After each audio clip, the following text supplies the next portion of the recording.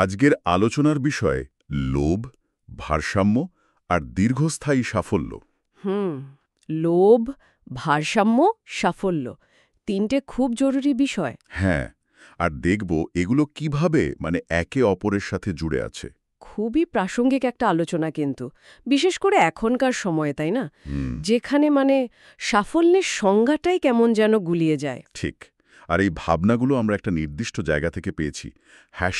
Rupesh দিলসে hashtag দিয়ে share করা। ও আচ্ছা। হ্যাঁ, দেখে মনে হচ্ছে এগুলো কর্পোরেট জীবনের অভিজ্ঞতা, আবার ব্যক্তিগত জীবন থেকে পাওয়া কিছু গভীর উপলব্ধি।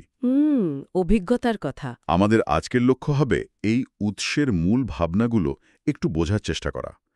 কিভাবে লোভের টান এড়িয়ে একটা ভারসাম্য, একটা পরিমিতি বোধ রেখে দীর্ঘমেয়াদী সাফল্য পাওয়া যায়। শুরুতেই ওই কথাটা খুব ভাবায়। উৎস বলছে লোভ এক নীরব ধ্বংসকারী। হ্যাঁ, এই নীরব শব্দটা ঠিক। এর এফেক্টটা হয়তো আমরা সঙ্গে সঙ্গে টের পাই না, ধীরে ধীরে আসে, অলক্ষ্যে। সম্পর্ক নষ্ট হয়, মনের শান্তি চলে যায়, এমনকি শরীরের ওপরও তো প্রভাব ফেলে, তাই না? এই নীরব ধ্বংসকারী বিষয়টা, আচ্ছা, এটা বাস্তবে কিভাবে কাজ করে যদি একটু বলেন, একটা উদাহরণ দিলে হয়তো। ধরুন, কেউ খুব দ্রুত উপরে উঠতে চাইছে, শুধু সেটাই লক্ষ্য। তখন হয়তো সে কলিগদের সাথে সম্পর্ক খারাপ করে ফেলল, বা হয়তো একটু অনৈতিক পথেও চলে গেল, নিজের শরীরের দিকেও খেয়াল রাখল না। আচ্ছা। হয়তো তখন কিছু লাভ হলো, প্রমোশন বা টাকা, কিন্তু লং রানে সে একা হয়ে যায়, লোকে বিশ্বাস করে না, আর ভেতরে শান্তিটাও তো থাকে না। ওহ আচ্ছা। এটাই হলো সেই নীরব ধ্বংস। সাফল্যের ভিতটাই ভেতর থেকে নড়বড়ে হয়ে গেল। অর্থাৎ ওই তাৎক্ষণিক লাভের জন্য দীর্ঘমেয়াদী ক্ষতির একটা ঝুঁকি। একদম। এখানেই তো উৎসের পরের কথাটা চলে আসে। কোনো কিছুরই অতিরিক্ত ভালো নয়। এটা কি শুধু টাকা বা ক্ষমতার লোভের কথা, নাকি আরও কিছু? আমার তো মনে হয় এটা আরো বড় ব্যাপার। শুধু টাকা পয়সা নয়।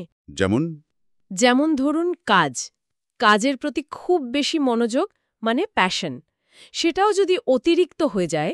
সেটাও খারাপ। হ্যাঁ, তখন পরিবার, স্বাস্থ্য, জীবনের অন্য দিকগুলো, সেগুলো তো অবহেলিত হতে পারে।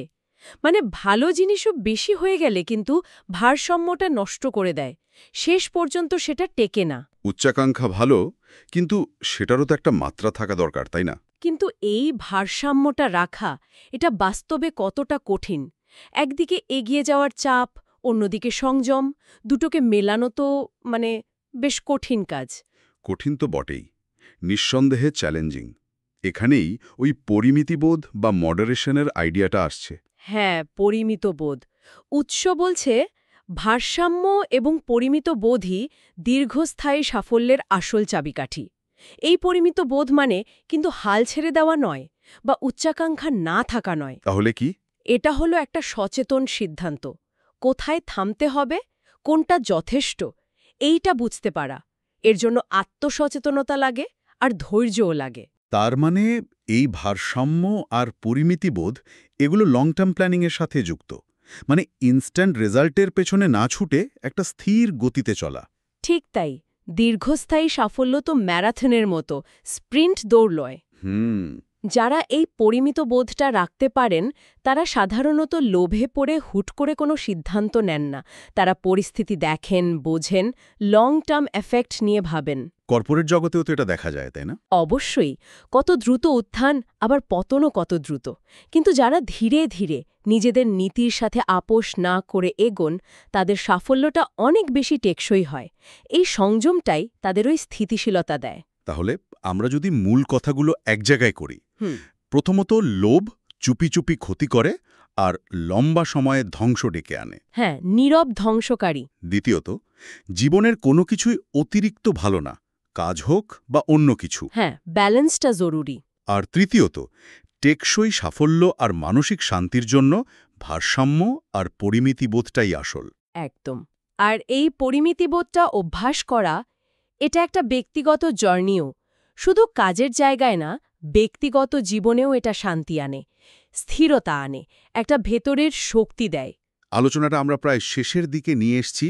এই যে এত মূল্যবান ভাবনা যা আমরা আলোচনা করলাম, এগুলো পরিচিত রূপেশ দিলসে নামে, রূপেশ দিলসে। আচ্ছা। এগুলো আসলে রূপেশ জৈনের জীবন থেকে পাওয়া অভিজ্ঞতা, তার ব্যক্তিগত চিন্তাভাবনা, উপলব্ধি, কোনো বই পড়ে শেখা তত্ত্ব নয়, একেবারে জীবন থেকে পাওয়া শিক্ষা। অভিজ্ঞতার জ্ঞান সবসময় অন্যরকম হয়, তত্ত্বের থেকে অনেক বেশি জীবন্ত লাগে। ঠিক। তাহলে শ্রোতাদের জন্য একটা শেষ ভাবনা রেখে যাই। হ্যাঁ, নিশ্চয়ই। নিজের জীবনে বা কাজের জায়গায় এই ভারসাম্যের নীতিটা কিভাবে কাজে লাগানো যায়? আমরা কোথায় একটু বেশির দিকে ঝুঁকে পড়ছি, আর কোথায় একটু থামা দরকার, একটু পরিমিত হওয়া দরকার, এই প্রশ্নগুলো নিয়ে একটু ভাবা যেতে পারে, তাই না? একদম। নিজের দিকে তাকানোর একটা সুযোগ।